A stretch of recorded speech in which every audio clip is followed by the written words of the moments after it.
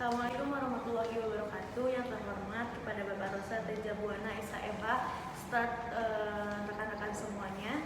Kami dari kelompok 4 penalaran induksi yang beranggotakan yang pertama ada Ahmad Bui Hamid dengan NPM 140, yang kedua ada Ivan Andra Tamera dengan NPM 145, yang ketiga ada Sabrina Putri Alizar dengan NPM 151, yang keempat ada saya pribadi di Pasyata Mukti dengan NPM 153, dan terakhir ada Rahman Gita Satya dengan NPM 188. Kami di sini akan menjelaskan materi tentang penalaran induksi. Saya Sabrina Putri Alizar dengan NPM 211000151. Di sini saya akan memaparkan materi tentang penalaran induksi. Penalaran merupakan suatu proses berpikir dalam menarik suatu kesimpulan yang berupa pengetahuan atau merupakan kegiatan berpikir yang mempunyai karakteristik tertentu dalam menemukan suatu kebenaran.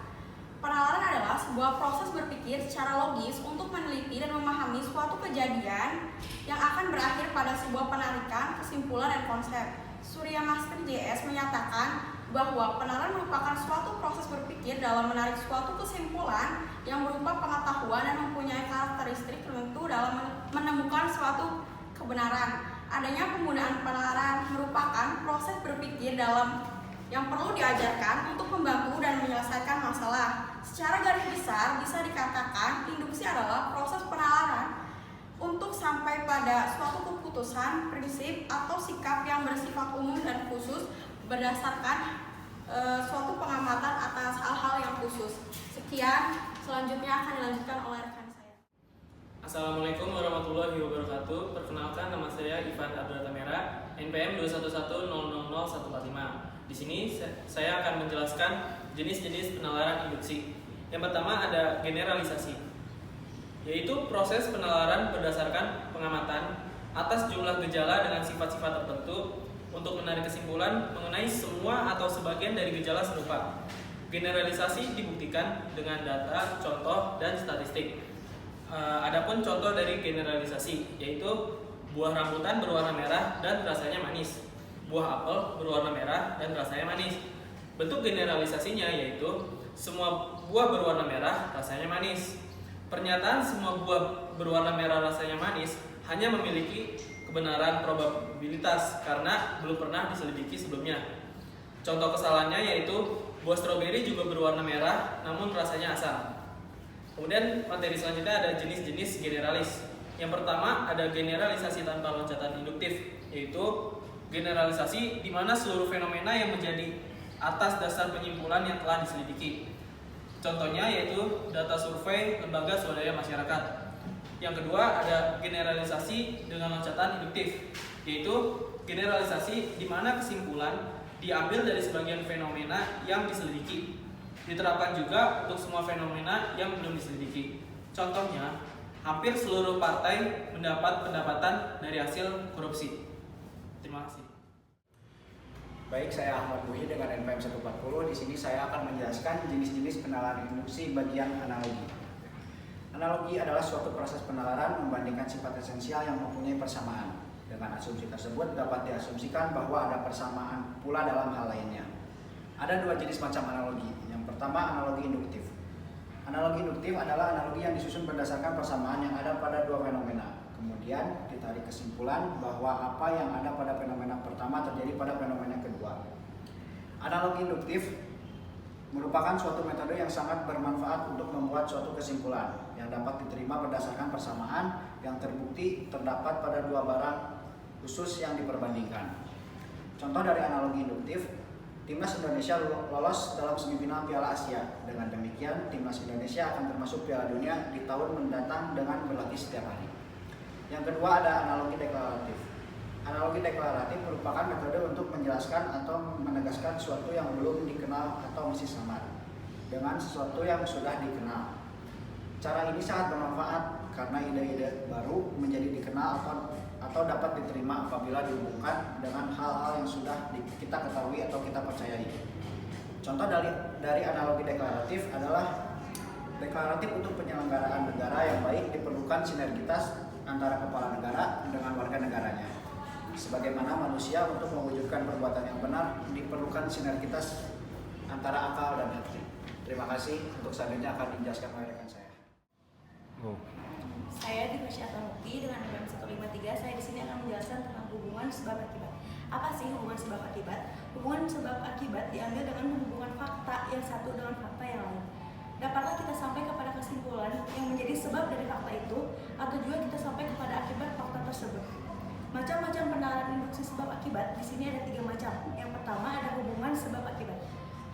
Dalam hubungan ini dikemukakan terlebih dahulu hal-hal yang menjadi sebab, kemudian ditarik kesimpulan yang berupa akibat.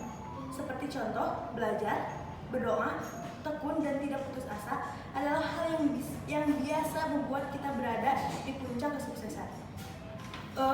Yang kedua ada hubungan akibat dan sebab. Dalam hubungan ini dikemukakan terlebih dahulu hal-hal yang menjadi akibat. Selanjutnya ditarik kesimpulan yang merupakan sebabnya. Seperti contoh, dewasa malah terjadi tindak kriminal di perkotaan seperti tingkat stres yang tinggi, tawuran antar wilayah, dan bunuh diri yang disebabkan kenaikan harga BBM sehingga mengalami kesulitan ekonomi. Contoh yang ketiga ada hubungan sebab akibat 1 dan sebab akibat 2. Suatu penyebab dapat menimbulkan serangkaian akibat. Akibat pertama menjadi sebab hingga menimbulkan akibat kedua. Akibat kedua menjadi sebab yang menimbulkan akibat ketiga, dan seterusnya. Seperti contohnya, setiap menjelang hari Idul Fitri, arus lalu lintas di tol sangat ramai. Seminggu sebelum hari H, jalanan sudah dipenuhi kendaraan-kendaraan umum maupun pribadi yang mengangkut penumpang yang akan pulang ke daerahnya masing-masing. Banyak kendaraan tersebut mau tidak mau mengakibatkan arus lalu lintas menjadi semeraut. Kesemrautan ini tidak jarang sering menimbulkan kemacetan di mana-mana. Lebih dari itu, bahkan tidak mustahil kecelakaan menjadi sering terjadi. Penjelasan selanjutnya akan dijelaskan oleh rekan saya. Baik, saya Rahmanita Satya dengan PM 211000188. Saya akan menjelaskan tentang fungsi penalaran. Fungsi penalaran dalam bahasa Indonesia yaitu untuk menyimpulkan berbagai macam proporsi-proporsi sehingga didapat suatu kesimpulan yang dianggap benar. Penalaran juga penting untuk melatih pola pikir dan menentukan sesuatu. Contoh fungsi penalaran ada 5 poin. Yang pertama yaitu membantu setiap orang yang mempelajari logika untuk berpikir secara rasional, kritis, lurus, tetap, tertib, metodis, dan koheren. Poin yang kedua yaitu meningkatkan kemampuan berpikir secara abstrak, cermat, dan objektif. Yang ketiga yaitu menambah kecerdasan dan meningkatkan kemampuan secara tajam dan mandiri. Yang keempat yaitu memaksa dan mendorong orang untuk berpikir sendiri dengan menggunakan asas-asas sistematis. Yang terakhir yaitu mampu melakukan analisis. Berikutnya saya akan menjelaskan tentang prinsip-prinsip penalaran induksi. Prinsip dasar dalam menyimpulkan penalaran induksi adalah objek empiris. Tidak perlu mencapai kebenaran yang mutlak atau permanen, cukup dengan memiliki peluang probabilitas untuk benar atau tepat. Tingkat-tingkat kebenaran dalam pola penalaran induksi ditentukan oleh sejumlah faktor probabilitas yang terdiri dari sejumlah faktor, jumlah faktor analogi, jumlah faktor disanalogi, dan luas sempitnya kesimpulan. Baik, saya kembalikan kepada moderator.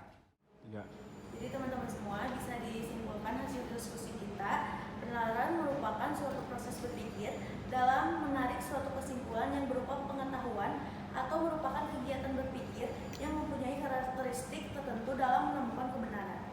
Berpikir atau thinking adalah serangkaian proses mental yang banyak macamnya, seperti mengingat-ingat kembali sesuatu hal, berhayal, menghafal, menghitung dalam kepala, menghubungkan beberapa pengertian, menciptakan sesuatu konsep, atau mengira-ngira berbagai kemungkinan.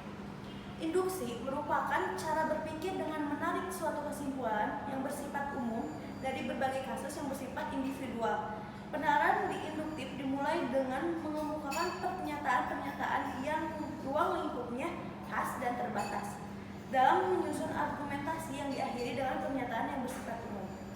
Generalisasi adalah suatu proses penalaran yang bertolak dari fenomena individual untuk menurunkan suatu inferensi yang bersifat umum yang mencakup semua fenomena tadi. Tetapi sebagai sudah dikatakan di atas, proses berpikir yang induktif tidak ada banyak artinya kalau tidak diikuti proses berpikir yang deduktif. Sebab itu, generalisasi hanya akan mempunyai makna yang penting. Kalau kesimpulan yang diturunkan dari sejumlah fenomena tadi bukan saja mencakup semua fenomena itu, tetapi juga harus berlaku pada fenomena-fenomena lain yang sejenis yang belum diselidiki. Analogi adalah membandingkan dua hal yang banyak persamaannya, kesimpulan yang diambil dengan jalan analogi, yakni kesimpulan dari pendapat khusus dari beberapa pendapat khusus yang lain dengan cara membandingkan situasi yang satu dengan yang belumnya. Sekian dari kelompok kami. Terima kasih. Assalamualaikum warahmatullahi wabarakatuh.